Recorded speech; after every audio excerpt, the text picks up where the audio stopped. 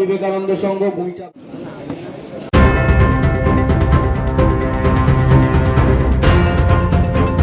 126টি পুজো কমিটির হাতে পুজোর অনুদানের চেক প্রদান করা হয় শান্তিপুর থানায়। রাজ্য সরকারের দেওয়া দুর্গাপুজোর অনুদানের 85,000 টাকার চেক তুলে দেওয়া হলো আজ পুজো কমিটিগুলোর হাতে। এদিন শান্তিপুর থানা এলাকার 126টি পুজো কমিটির হাতে এই চেক তুলে দেওয়া হয়।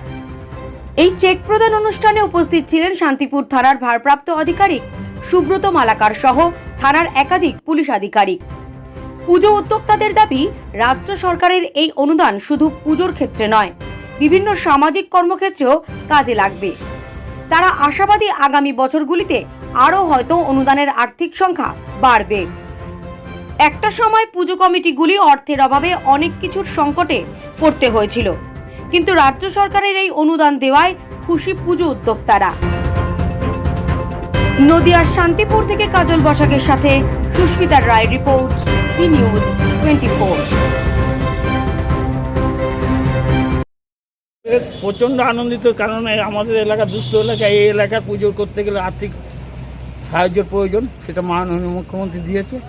আমরা মাননীয় মুখ্যমন্ত্রীর প্রতি প্রচণ্ড গুরুত্বপূর্ণ, এবং এই অনুদান না হলে পুজো পরিচালনা করা বাবলবন বালক সমিতি। আমাদের মতন ছোটোখাটো পুজো কমিটির জন্য অনুদানের উপরে নির্ভর করে আজকে 49 বছর, এবার 85,000 আমরা দান খয়রাতি হিসেবে ব্যবহার করব। বস্ত্রদান করি, গরিব দুস্থদের সাহায্যে। পুলিয়া কলোনি বিদ্যাসাগর বিদ্যাপীঠ দুর্গাপূজা কমিটি।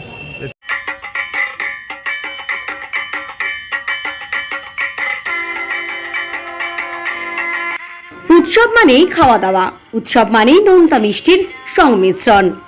আর এবার আসন্ন শারদীয়া ও দীপাবলি উপলক্ষে কেক, পেস্ট্রি, বার্গার সহ বিভিন্ন ভ্যারাইটিস মুখরোচক খাবার নিয়ে হাজির হয়েছে মঞ্জিনিস। জন্মদিন হোক বা বিভিন্ন অনুষ্ঠানের আপ্যায়নে হাজির মঞ্জিনিস। আমাদের ঠিকানা ফুলিয়া ট্রেকার স্ট্যান্ডের ঠিক বিপরীতে।